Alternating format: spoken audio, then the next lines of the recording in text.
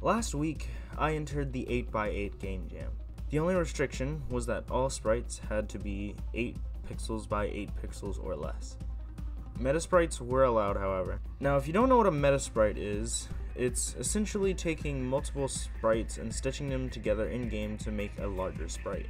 The jam started at 1 AM on Saturday, so I was pretty tired, but I decided I would go ahead and start brainstorming. My initial idea was a game featuring a dashing slash mechanic. The next idea I had was to make a shooting game where you could have 2 guns and aim them independently, similar to My Friend Pedro or Hotline Miami. At this point, I was just getting out any ideas, so I thought of a simple Space Invaders / Galaga type game. I also had the idea to make a simple multiplayer game where you would fight your friends using the same keyboard, one using the arrow keys while the other was using WASD. But I assumed that most people that would be judging wouldn't have someone to play it with. At this point, I thought, bugs are small, 8x8 is small, what about a game about bugs? When I started thinking this way, I first thought of an RTS game where you would control a colony of ants, and you'd have to collect food, bring it to your base, and then fight other colonies. Then I thought of a game where you played as a dung beetle and rolled around a ball of dung as you collected more, similar to Katamari. I decided that the ant game had the most potential, so I started spriting. At this point, I realized 8x8 is a lot smaller than I first anticipated. So, I decided to make each segment of the ant's body separately and then stitch them together in-game. While I was spriting, I decided I would go ahead and make 2 tiles. One for grass and one for a grass to dirt transition. After I had this, I hopped on into Game Maker. After I started stitching sprites together, I realized that the way I wanted to do the RTS mechanics wouldn't work when I stitched together the sprites, so I chose a simpler community bug, the bee. I made an 8x8 bee sprite and a meta-sprited flower before I went to bed. In the morning, I went to work at my job, and while I was there, I thought about the game. To me, the bee flavoring just wasn't as interesting as the ants to me, so I went back to the drawing board. I thought of an old-fashioned roguelike type game. It would be grid-based and you'd find new spells and use them. I really liked this idea, but I wanted my game to be more fast-paced, so I worked it a little bit to get the game I end up working on, Mini Mage Arena. It would be a top-down shooter game where you'd play as a mage, and you'd run around an arena as new spells would spawn, and you would pick them up and use them to kill enemies that would also be spawning. Great. I had my game concept. Now let's get to work. I started out by spriting our main character and then giving him a simple animation. After that, I made a movement system and made the player face the cursor. So for the main mechanic of this game, casting spells, I made an array of DS maps to get it to where I could add many different types of spells with different speeds and effects. I wanted particles because particles always add so much to games. First, I tried having a trail-like effect behind sprites, but I wasn't really happy with the way this looked. It wasn't until I saw another jammer's code that I think of decreasing the particle size to have the end come to a point. Perfect. I had spells. But now, I needed something to use them on. I hopped over to A-Sprite and made this little Bob's VR basic run at you and attack enemy. I added a collision with our fireball, HP, and death. I decided I would go ahead and make a tile set and put it in game to see how it would look all together. Next, I decided to add a little juice to our game with shadows beneath our characters and particle effects when the blobs get hit. But I was starting to get pretty tired, so I decided to start a Trello board with what I needed to get done and go to bed. So on Sunday, I got to work on a spawning system for the enemies because it was essential for the core gameplay loop.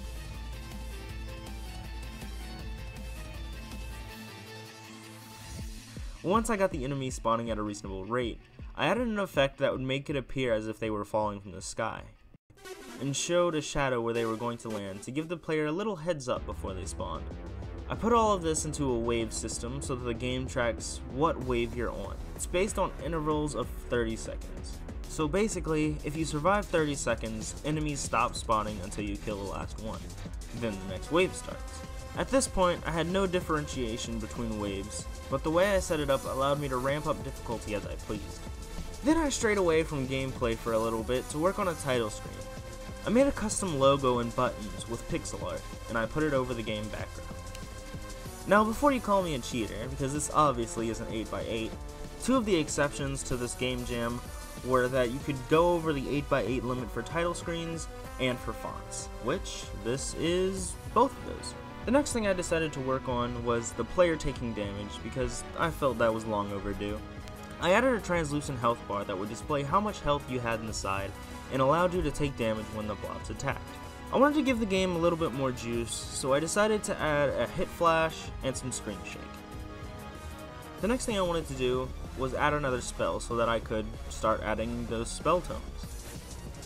The first spell I made was a lightning spell that would pierce enemies and be a streamlined weapon.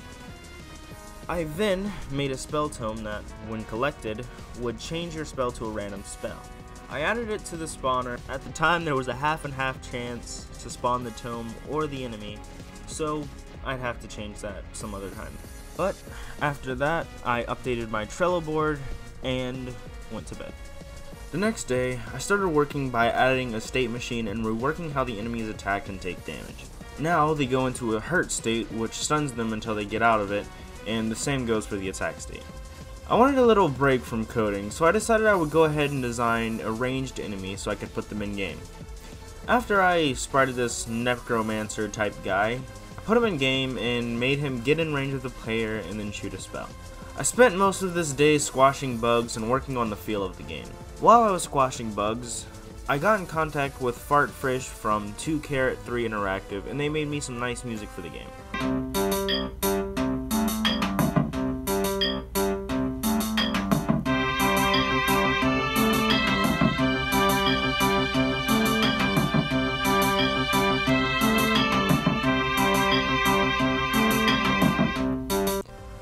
Make sure you play their jam game and check out their YouTube channel in the links below. The next thing I worked on was a revision to the wave display system, because the way it looked before was just abysmal. Once I got a font and position I was happy with, I decided I would do a little animation. Once I had that how I wanted it, I decided to overhaul the spell tomes to make them feel a bit better and let you see which spell you're getting. I also realized that when I played, I waited to pick up the tomes until I was low on health. I wanted players to constantly be picking up these spell tomes, so to combat this, I added a fade out mechanic. I was on a roll with development, so I decided that I'd go ahead and add the long overdue player death. After I got the death animation how I wanted it, I decided I would go ahead and mess around with the title screen and make it look a little bit nicer. You may have noticed that I removed the shop button and added an about button. Shop was originally going to be a place where you could buy new spells with coins that you get from collecting enemies in the arena, but I scrapped that idea because I thought it would be better for a jam game to just give the player everything from the beginning. In the about page, I'd add links to my YouTube, Twitter, and Instagram. I'd also give credit to FartFish for making the music and add links to his stuff as well. But that was a task for tomorrow. Tuesday rolled around and I had a few hours before I had to go to work, so I decided I would work on the about screen. I started by making sprites for YouTube, Twitter, and Instagram. After I had those how I wanted them, I made a few instructions on how to play the game. After work, I got home and started working on the waves and the differences between them. Next, I started working on some sounds for the game and added a particle effect for when you picked up the spell tomes. As you may have noticed, I also added the long overdue cursor. But after that, I started designing a fungus enemy in a sprite. My vision for this enemy would be that it would stay still and does damage to the player if it's in range. It would also spawn other fungi if the player doesn't kill it fast enough. Then, I went to the jam site to check how much time was left and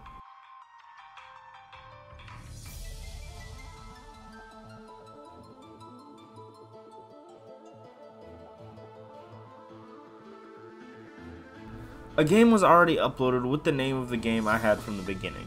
I downloaded the game and played it for a bit and realized the gameplay is a lot different from my game, so I didn't have much of a problem there. So, I would have to think of names tomorrow. It was time for bed. On Wednesday, I started development by adding a simple dust effect to the player and enemies walking. The next thing I added was the enemy we talked about yesterday. I got it to where it will spawn other fungi as well as make the player take damage when in the radius. I made a boss that would spawn on the final wave, a giant blob that would shrink as you damaged it and shoot out slime balls. I got in contact with FartFish again and they made some music for the death screen and win screen. It was 4 a.m. and I needed some sleep. Thursday, I started work on the boss rush game mode. The boss rush game mode is where you fight all the bosses one by one with no waves. I added this because I wanted players to be able to experience all the game had to offer without having to play the play mode over and over and over again and hope to get different bosses. I next added the second boss for the game, which is a necromancer boss. I added death animations to both of these before I worked on a new title. After I had this done, I created the last boss for the game, a giant fungus that shoots other fungi at you and spawns others as well. The last thing I did Thursday was make a new spell. This spell would be like a larger fireball, but it would pierce through enemies. And again, I stayed up late developing, so it was time for me to head off to bed. Today was the last day I had to work on my game. I got up early before work and started working on scene transitions. After that, I started working on a new spell. A beam, similar to the lightning spell, but one that wouldn't pierce. The game was essentially done at this point. There wasn't anything else I wanted to add, so I got someone to playtest for me. When they played it, they didn't beat it and didn't unlock boss rush, so I was worried that I made it too hard. They suggested adding a difficulty setting, so I added an easy, medium, and hard mode, which scales the health of the enemies depending on what difficulty you choose. I wanted the game to be as accessible as possible and allow everyone to experience everything that the game had to offer. The last thing I did was work on the itch.io page. I wanted the page to look presentable and nice so that people would be inclined to download and play it. This included getting screenshots, GIFs, and adding a description. Before I knew it, it was Saturday. I submitted my game to the jam, played a few others, and went to bed. At the time of recording, the game so far has gotten 44 downloads. Once the game reaches 50 downloads and the rating period for the jam is over, I will release an update to the game, adding a saving system, new sounds, a new spell, and some other improvements to the game. If you want to download and play the game, there are links to the itch.io page in the description. But that'll about do it for this video. If you enjoyed it, then like. If you want to see more from me, then subscribe. And let me know your feedback in the comments. Bye.